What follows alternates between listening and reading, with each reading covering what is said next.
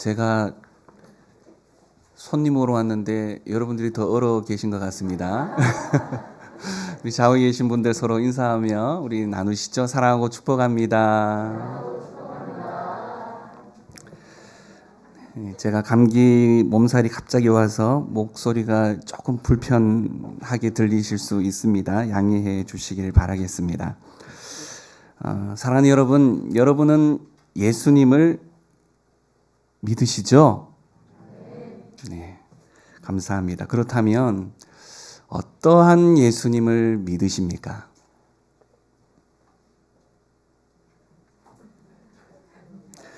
굉장히 쉬울 것 같지만 막상 대답하려면 무엇을 먼저 대답해야 할지 굉장히 막막한 질문이죠. 사실은 이 질문 자체에 대해서 저도 굉장히 당황스럽기는 매 한 가지입니다.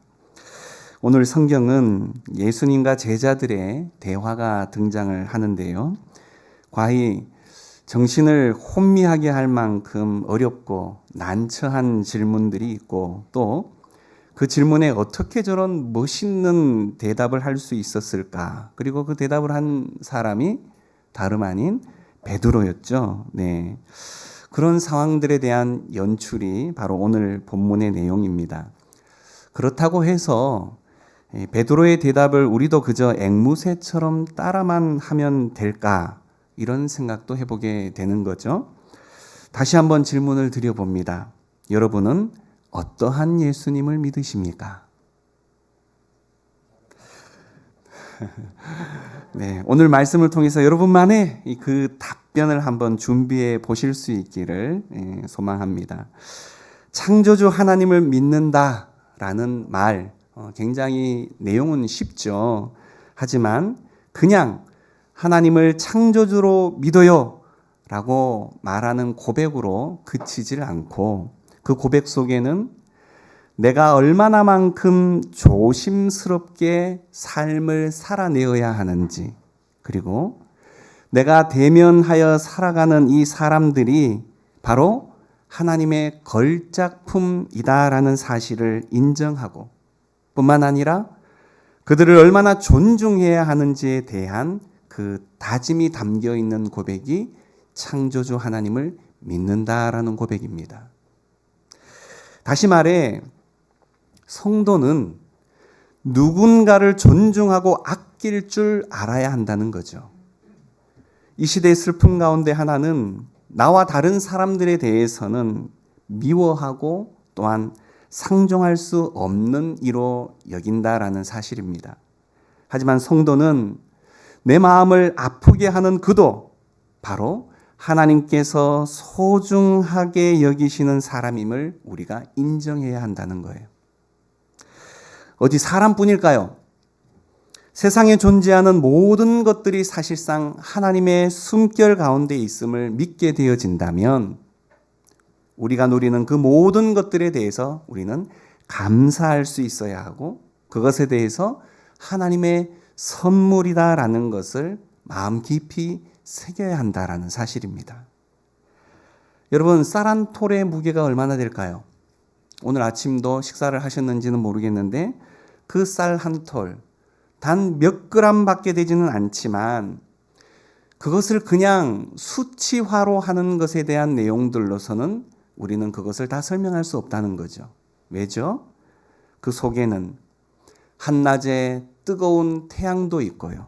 또 밤에 달도 있고요. 그리고 바람도 있고요. 이슬도 있죠. 무엇보다도 농부들의 땀이 서려져 있기 때문에 우리는 그저 몇 그램의 숫자로 표기할 수 없는 어마어마한 의미를 담고 있는 것이 쌀 한 톨의 무게라는 것입니다. 이 사실을 볼 수 있는 사람이 어떻게 그 쌀 한 톨을 함부로 할 수 있겠냐라는 것이죠. 오늘 아침에 좀 일찍 나섰습니다. 차를 타고 오는 길에 하마터면 사고가 날 뻔했습니다. 창밖으로 보이는 이 불타오르는 산, 여러분 너무 황홀해서 연신 감탄사를 연발하다가 정신줄을 놓쳤기 때문입니다. 작고 소소한 일상 가운데에서도 이렇듯 진정한 감사와 또한 감격을 느낄 수가 있을 때, 뭔가를 보고 좀 아름다워하는 마음이 있을 때 우리의 마음은 빈곤하지 않을 수 있습니다. 사람들이 너무 돈 하면서 이렇게 살아가는 까닭이 무엇일까요? 사실 자기 속이 빈곤하기 때문인 것입니다. 영적으로 표현해 보자면 내 속에 하나님의 현존을 느낄 수가 없을 때, 그 공허함 때문에 하나님이 아닌 다른 것들로 내 그 공허한 마음을 마구 채우려고 한다는 것이죠. 하나님이 내 속에 계심을 확신하면 밥 안 먹으면 배가 고프겠지만 그래도 든든합니다.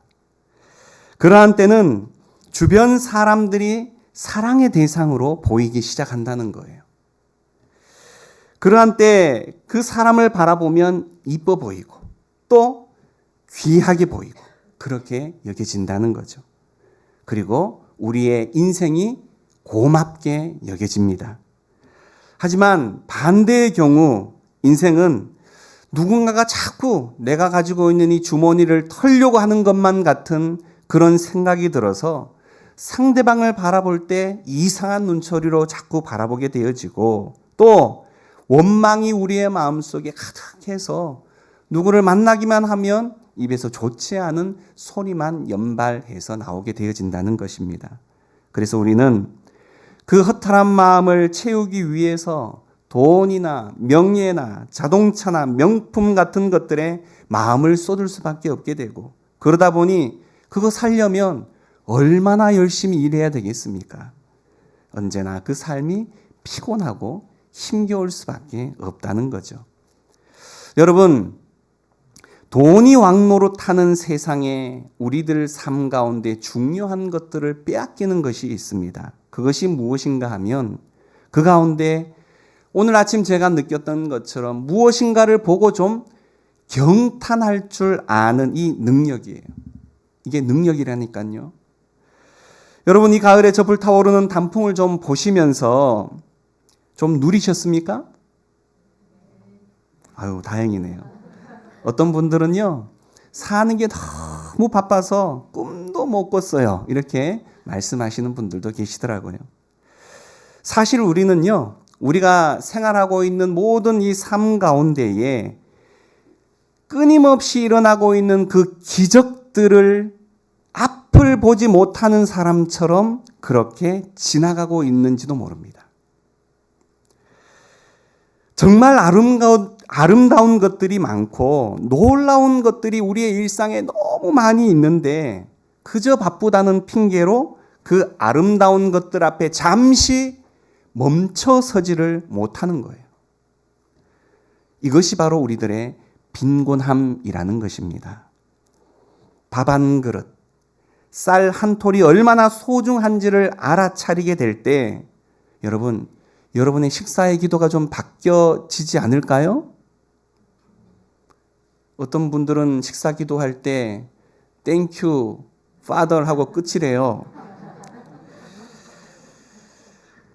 다시 말해 진심으로 좀 우리 안에 감사가 있어야 한다는 것입니다. 우리가 건강할 때는 그 건강이 당연한 줄로만 알아서 큰 감동이 없죠. 하지만 병원만 가보아도, 아니 내가 잠시 아프기만 해봐도 그간의 건강이 얼마나 귀하고 또한 얼마나 감사한 것이었는지를 절감하게 되어진다는 것입니다. 세상에는 이 물 한 컵의 내용도 한번 삼키기가 어려운 사람들이 너무너무 많고, 평생 단 한 번이라도 그 꿈이 여러분의 이 바닥, 대지를 걸어보는 것이 소원인 사람이 얼마나 많은지 모릅니다. 여러분은 두 다리가 있으시죠? 그 다리로 걸으실 수가 있으시죠? 두 손으로 음식을 떠 먹을 수가 있고 소화시킬 수 있으시죠? 감사하십니까? 감사해야 합니다. 하나님의 은총이 우리 안에 임할 때에 그때 비로소 우리의 눈이 열려서 세상에서 일어나고 있는 이 모든 것들이 당연하고 우연한 것이 아니라 하나님의 기적임을 그때 비로소 볼 수 있게 되어진다라는 것입니다. 그리고 세상에 있는 것들이 기적처럼 그렇게 보이기 시작하면 그 모든 것들을 절대 함부로 하지 못하게 되어진다는 것이죠. 이것이 진정 제가 초두에 말씀드렸던 창조주 하나님을 믿는다라는 그 고백 속에 담겨 있는 참된 의미입니다. 한 걸음 더 나아가 볼까요? 하나님은 땅에서 들려오는 작은 그 신음소리조차 외면하지 않으시고 역사 속에 친히 공간을 뚫고 들어오셔서 고통당하는 사람들을 부둥켜 안고 그들이 좀 인간답게 살아갈 수 있도록 도와주시는 하나님이십니다. 그 하나님에게 바로 우리를 향한 마음이 있어요. 바람이 있어요. 꿈이 있어요. 그게 무엇이냐? 우리의 삶이 좀 거룩하기를 원하십니다. 그런데 여러분, 자기만 아는 사람이 거룩할까요? 저도 쉽지 않지만 새벽 기도를 처음 나온 집사님이 은혜를 받고 돌아가던 중에 특정 이름을 거론하기 힘들어서 K 장로님, P 권사님, 그분들이 새벽 기도에 나오지 않았다는 것이 생각에서 떠올랐습니다. 그러면서 속에서 이런 마음이 들었어요. 아니, 장로님이, 권사님이 새벽 기도도 안 나오시고 이렇게 해서 되겠어? 이런 마음이 들었대요. 그때 갑자기 하늘에서 음성이 들려왔습니다. 너 내일부터 새벽 기도 나오지 마. 자기가 거룩하다라고 생각하는 그것 때문에 다른 사람을 판단하게 되어질 때 이미 그는 진정한 거룩과는 상관이 없게 되어집니다.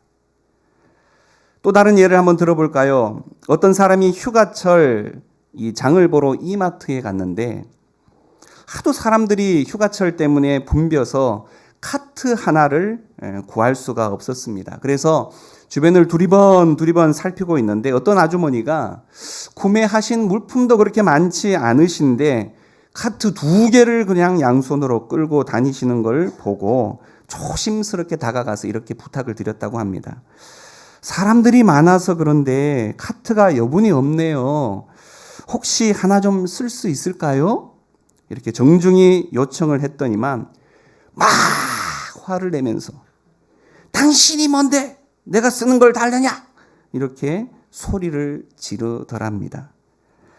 사람들이 많은 곳에서 하도 크게 소리를 지르는 통에 주변 사람들이 다 쳐다봐서 무안해서 얼른 옆 코너로 갔는데 그 사나웠던 아주머니를 아는 분이 그분께 말을 걸어왔습니다.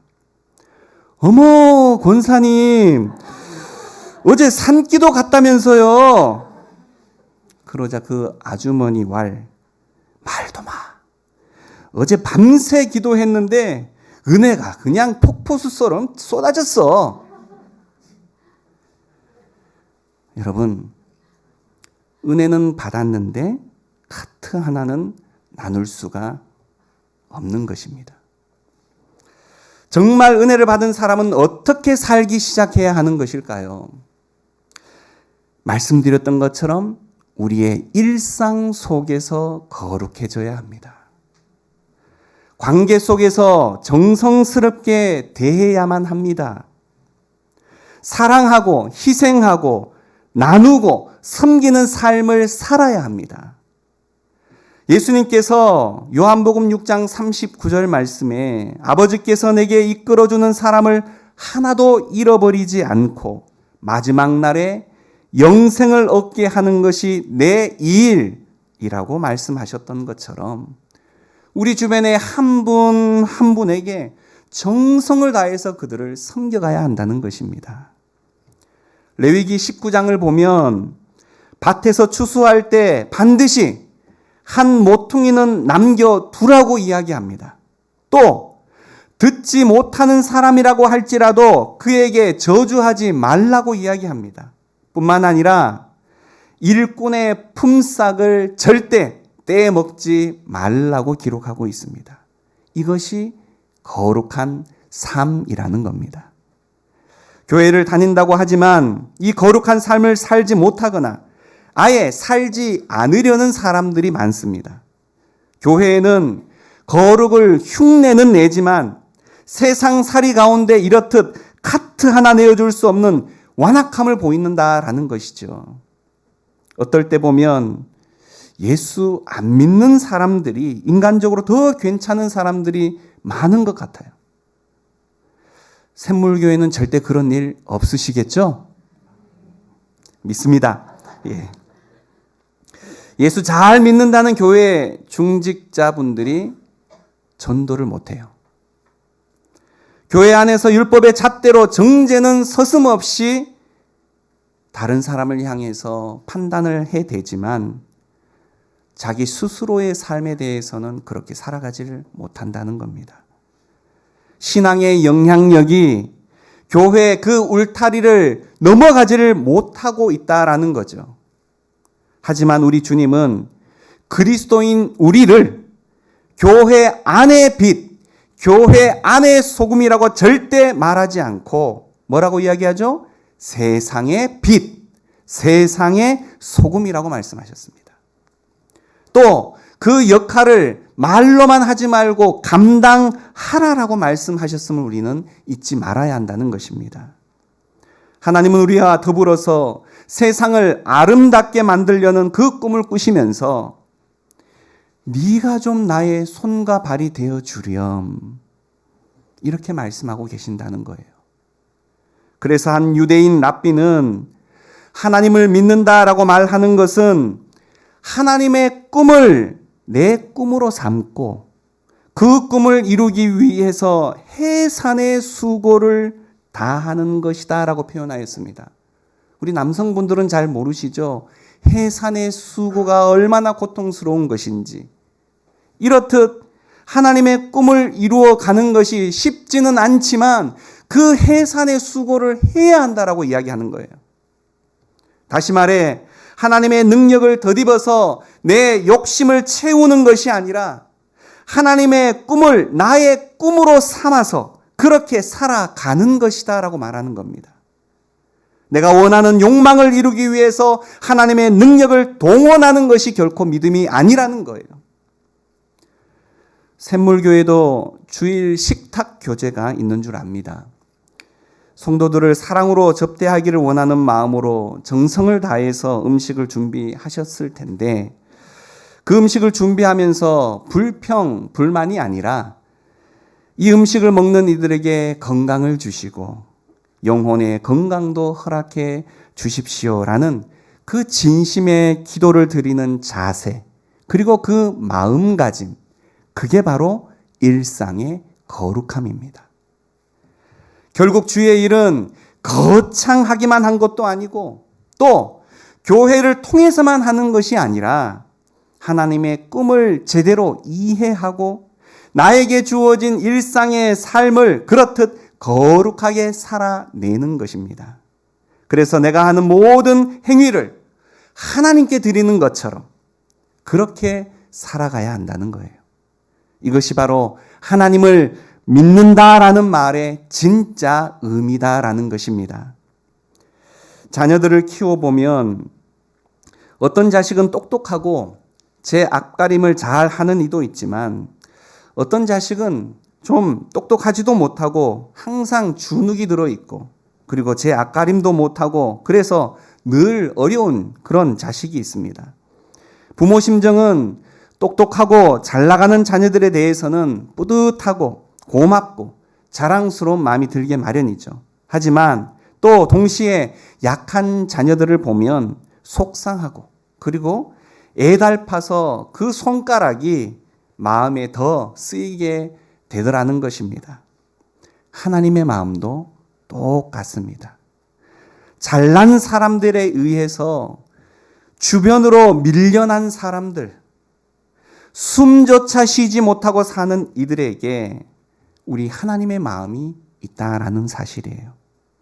우리가 정말 하나님을 믿는다라고 하는 것은 그래서 그 하나님의 마음을 알아차리기 시작하는 것입니다.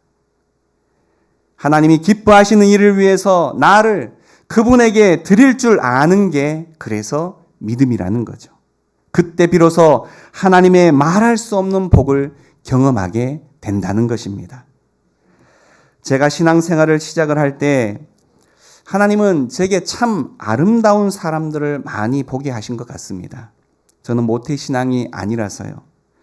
한 분은 시골교회 차량 봉사를 하시는 집사님이 계셨는데 갑자기 먼 거리로 사정상 이사를 하게 되셔서 그 차량 봉사가 쉽지 않았음에도 불구하고 끝까지 최선을 다하셨던 분이셨습니다. 너도 미안하기도 하고 또 감사하기도 해서 제가 이렇게 인사를 했습니다. 집사님, 교회가 멀어서 많이 힘드시죠? 이렇게 여쭈었더니 그분의 대답이 정말 멋있습니다. 교회가 먼 것이 아니라 제 집이 멀 뿐입니다. 이게 무슨 뜻이냐면 흔히들 우리는 이 교회 핑계를 대기가 굉장히 쉬운데 그분의 중심은 철저하게 하나님, 교회 중심에서 생각하고 일하셨던 분이셨다라는 것입니다. 또 한 분은 전도사님이셨는데요. 신학교를 다니며 교회를 섬기실 때 교회 형편이 어려워서 무급으로 일하시면서 가르치던 청년들을 위해서 수시로 라면을 끓였습니다. 한창이던 청년들이 온통 젓가락을 쑤시는 통에 금세 바닥을 보이면 또 어느샌가 냄비를 헹구어서 라면을 끓이셨습니다. 돌아보면 그때 먹은 라면이 가장 맛있었던 것 같은데 오늘 점심은 라면은 아니죠? 네. 그 너털 웃음의 미소가 아직도 눈에 선합니다. 그분은 넉넉하지 못하면서도 자기 주머니에 좋은 게 있으면 청년들에게 나눠주지 않으면 병이 나는 사람처럼 그렇게 사셨습니다. 참으로 멋있는 분이셨어요. 돌아보면 이렇듯 하나님이 처음 신앙생활을 할 때 저의 한쪽 눈을 이렇게 가려버린 것 같아요. 그저 아름다운 사람들만 많이 보게 하시고 또 만나게 하셨던 것 같습니다. 그러다가 어느 순간 그 가렸던 손을 떼셨습니다. 샘물교회는 절대 그럴 일이 없겠지만 조금 전에 제가 예를 들었던 이마트에서 만난 어떤 사나운 권사님이나 교회에서 자신의 연륜과 직분을 가지고 권리를 행사하는 사람들을 보면 예수 잘 믿는다는 사람들이 정작 세상에서 너무 교만하고 거칠고 폭력적인 삶을 살며 그렇게 아름다운 예수가 잘못된 리더들을 통해서 추하고 초라하게 소개되어지는 모습을 볼 때마다 너무 속이 상해요. 우리는 예수를 그래서 제대로 알아야 합니다. 그리고 그 예수로 제대로 살아야 합니다. 다시금 처음으로 돌아가서 여러분에게 질문을 드려봅니다. 예수 그리스도는 어떤 분이십니까? 그분은 먼저 나라고 하는 게 없으셨어요. 요한복음에 보면 내가 온 것은 내 뜻을 행하러 온 것이 아니라 나를 보내신 하나님의 뜻을 행하기 위해 왔다라고 말씀하고 계십니다.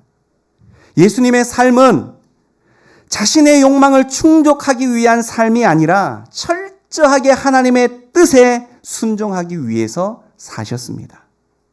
예수님의 삶이 이렇듯 강력했던 이유가 나의 욕망을 그 중심에 놓고 살지 않고 하나님의 뜻을 자신의 삶으로 놓고 살아셨기 때문에 그렇듯 강력했다라는 사실이죠. 그 명확한 가치 때문에 우리 주님은 세상과 결코 타협하려 들지 않으셨고 당신의 그 십자가의 길을 뚜벅뚜벅 걸어가셨던 것입니다. 현대인들의 모순된 두 가지 심리가 있죠. 먼저 남들과 같아지길 원하는 마음입니다. 다 몰려가죠. 누가 뭐 하면 다 해야 되고 남이 가진 건 나도 다 가져야 하고 남과 비슷해지고 싶어 하는 것입니다. 그런데 동시에 또한 남과 구별되고 싶은 욕망도 우리 가운데 있죠. 결국 오늘날의 소비의 생활은 남과 구별되기 위해서, 그러면서 내가 남보다 낫다라는 것을 드러내 보이기 위해서 소비 생활을 하고 있는 것 같습니다. 결국 우리는 다른 사람들의 욕망을 카피하면서 살고 있는 것이죠. 정말 나에게 필요해서가 아니라 사회적으로 내가 무시당하지 않기 위해서 카피를 하면서 살아가고 있다라는 것입니다. 그런데 언제나 나의 욕망보다는 그 욕망을 실현할 자원과 수단이 부족하기 마련입니다. 그러다 보니 언제나 허덕이며 살고, 그러다 보니 우리의 삶에 결코 행복이 없는 것입니다. 하지만 예수님은 결코 남들과 같아지려는 생각이 없으셨어요. 자기답게 사셨습니다. 누군가와 같아지려는 우리와는 너무 많이 다른 삶을 사셨던 것 같습니다. 마가복음 1장을 보면 예수께서 갈릴리 나사렛으로부터 와서 요단강에서 요한에게 세례를 받으시고 올라오시자 하늘이 열리고 성령이 비둘기같이 그 위에 임하시는 장면이 나타납니다. 그리고 하늘로부터 소리가 나는데 너는 내 사랑하는 아들이라, 내가 너를 기뻐하노라 라는 음성이 들려왔습니다. 우리는 예수 그리스도로 말미암아 하나님의 자녀가 되었죠. 그래서 우리도 이 말씀의 내용과 같이 너는 내 사랑하는 아들이라 라는 이 부분에다가 밑줄을 쫙 긋습니다. 주님 감사합니다. 내가 얼마나 부족한 존재인지 내가 너무 잘 아는데 저를 당신의 자녀로 삼아 주시다니요. 정말 감사합니다. 그런데 문제는 그 다음 대목입니다. 내가 너를 기뻐하노라. 아무리 볼펜을 들고 그 밑에다가 밑줄을 그으려고 해도 자신이 없습니다. 하나님, 저 때문에 정말 기쁘신 거 맞아요? 여러분은 어떠십니까? 그 질문 앞에 한번 서 보기를 원합니다. 하나님, 저 때문에 기쁘세요? 자신이 없습니다, 저는. 그래서 하나님께서 이러실 것 같아요. 성민아, 너는 내 사랑하는 아들이다. 여기까지는 아멘. 그 다음에 뭐라고 하시냐면, 그런데 내가 너 때문에 고민이 많아. 오늘 우리는 어떻습니까? 과연 하나님이 내 속에서 나 때문에 기뻐하실까요? 그렇다면 예수님의 어떠한 삶이 하나님의 마음에 기쁨을 드리실 수 있으셨는지 우리는 확인해 볼 필요가 있겠죠. 복음서에 보면 주님이 하신 사역이 여러 가지가 나옵니다. 복음을 전해주시고, 병든 사람을 고쳐주시고, 귀신을 내쫓아주시고, 죄인의 친구가 되어 주십니다. 병든 사람을 만나셨을 때 예수님의 어떤 마음이셨는지를 나타내는 불쌍히 여기다라는 말이 있어요.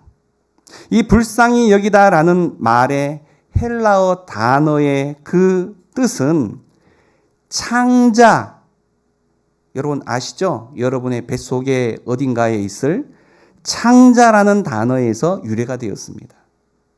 예수님께서 병든 사람을 보면 긍휼히 여기시고 민망히 여기시고 불쌍히 여기셨는데 그 마음이 그저 안 됐네, 얼마나 힘들까, 이 정도가 아니었다는 겁니다.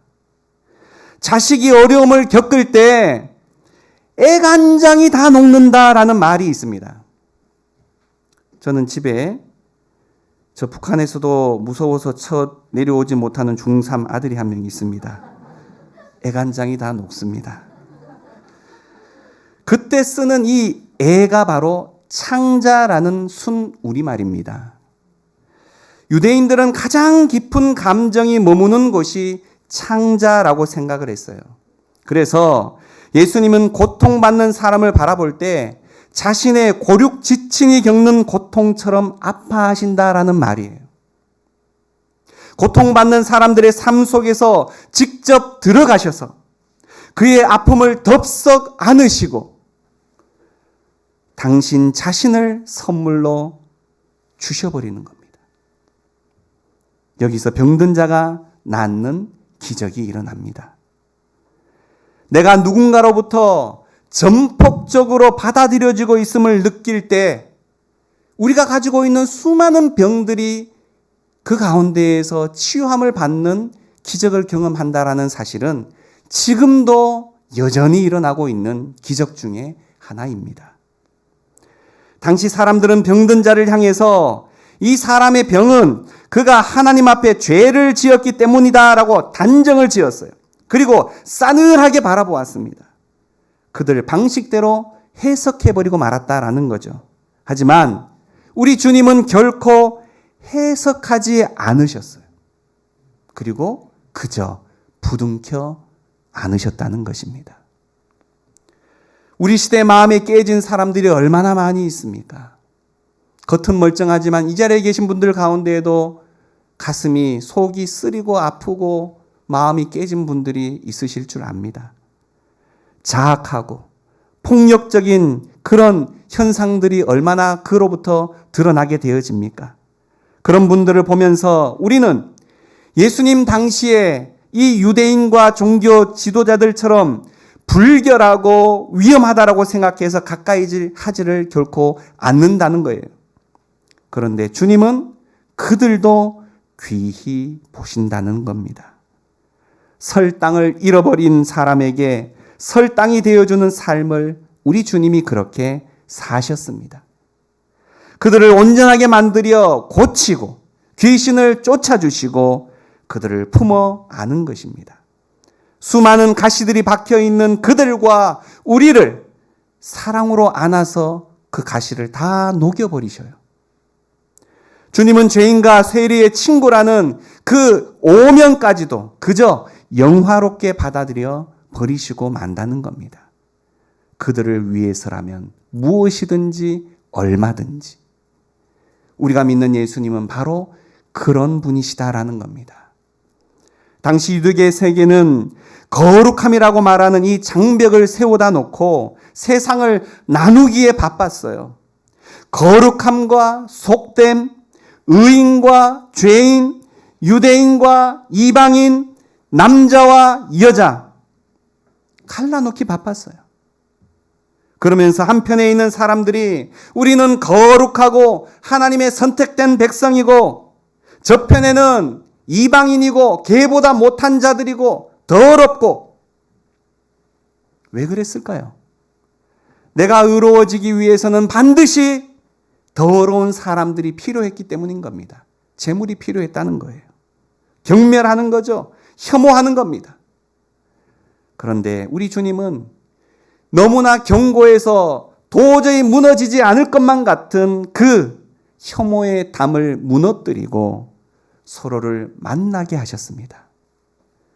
유대인과 이방인 사이를 가리는 담을 당신의 몸을 찢어서 무너뜨리고 다리를 만드셨어요.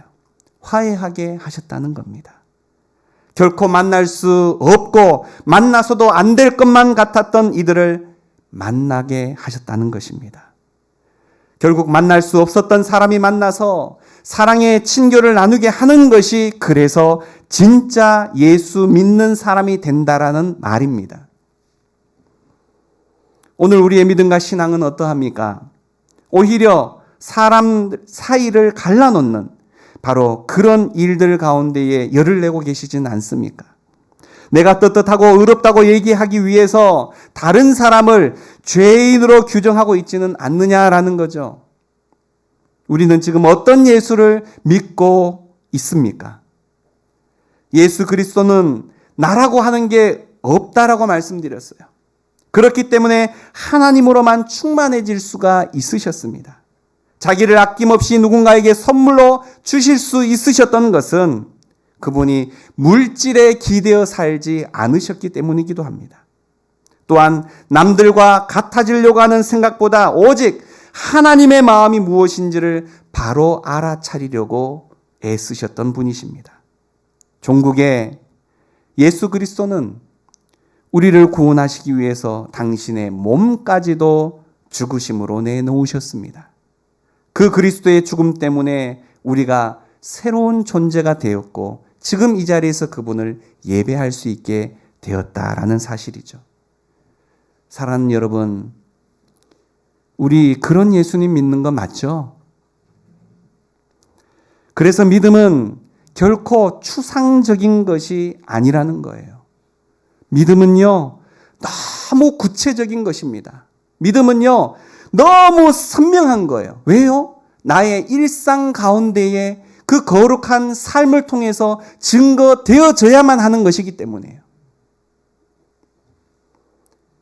다시 돌아가서 예수를 믿는다고 하는 것은 무엇일까요? 예수님, 참 대단하시네요. 박수 쳐드릴게요. 잠을 깨라는 겁니다. 이런 게 아니에요. 옛날에 자식이 부모님께 편지 쓸 때 아버님 전상서, 기체 이루, 그렇죠? 아시네요. 아래 올 말씀은 그러다가 마지막에 불초 소자 성민 올림이라고 씁니다. 다시 말해 아버지의 덕망을 담지 못한 못난 자식이라는 거죠. 그런데 이 불초 소자만 있는 게 아니라 불초 신자들이 너무 많은 것 같습니다. 우리가 예수를 믿는다고 한다면 예수를 닮아야죠. 말과 행동이 사람을 대하는 것이 예수를 닮아야 합니다. 그런데 평생 교회를 다녔다고 하는데 예수를 전혀 안 닮았다면 뭔가 잘못된 길로 가고 있는 거 아니냐는 겁니다. 가이사랴 빌립보에서 주님이 제자들에게 물으셨습니다. 사람들이 나를 누구라고 하느냐?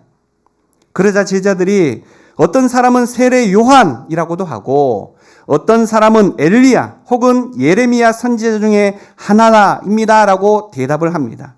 그러자 예수님은 제자들에게 다시 물으시죠. 그래? 그럼 너희는 나를 누구라고 하느냐?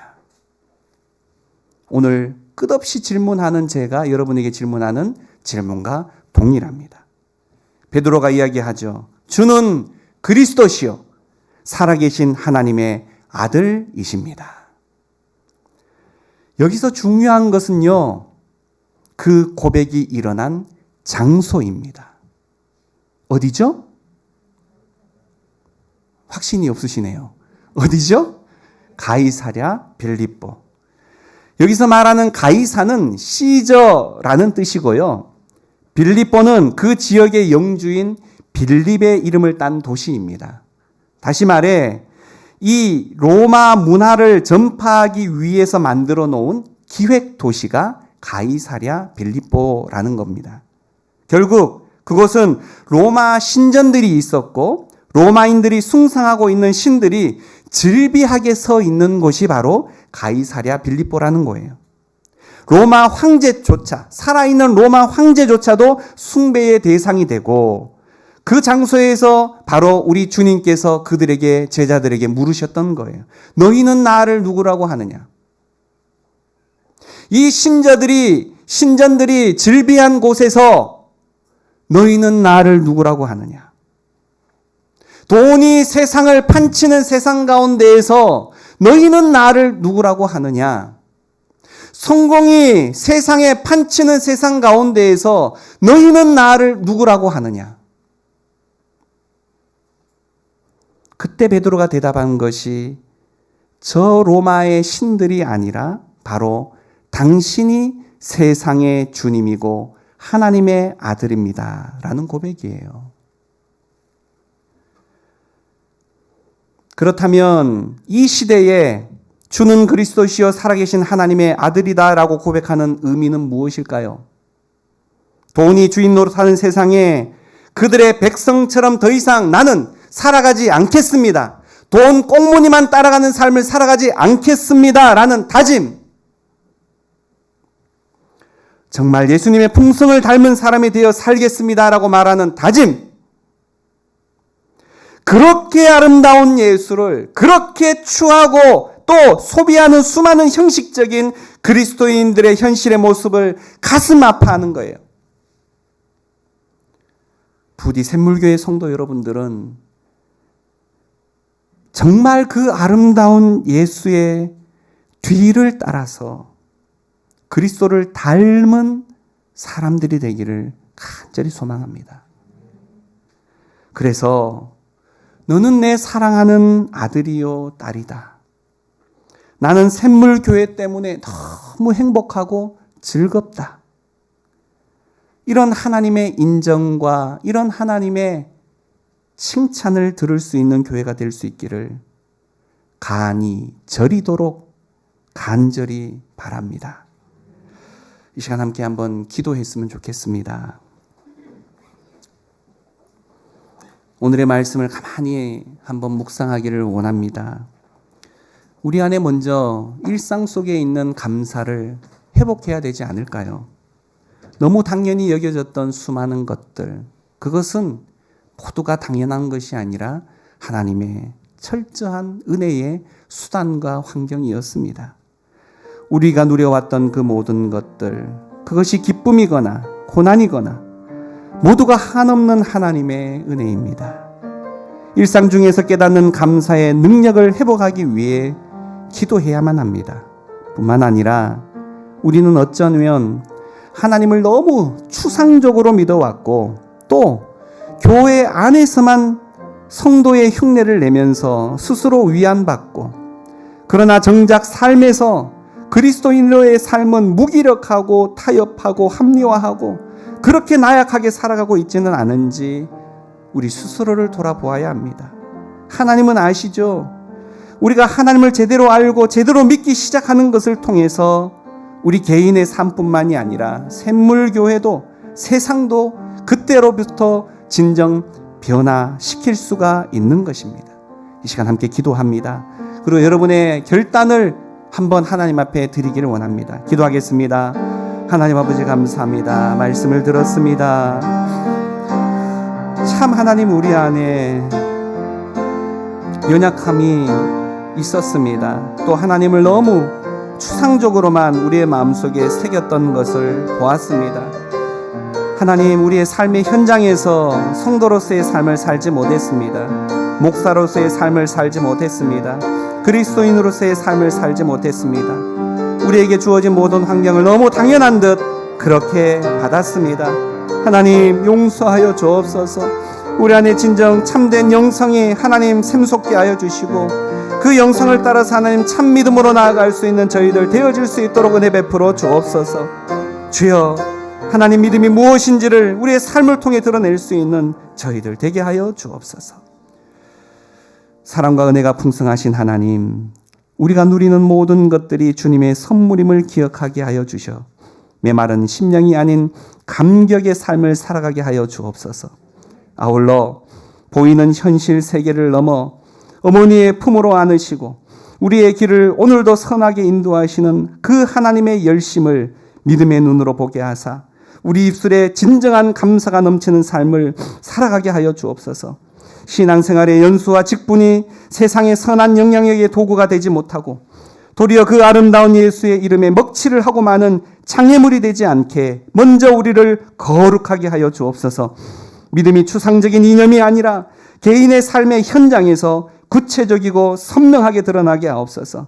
그리하여 우리를 통해 예수가 드러나고 우리의 삶을 통해 하나님의 나라가 실현되게 하여 주옵소서. 그 아름다운 예수를 진실로 따르는 우리가 되게 하여 주옵소서. 예수님의 이름으로 기도합니다. 아멘. 능력이 많으시도다. 그의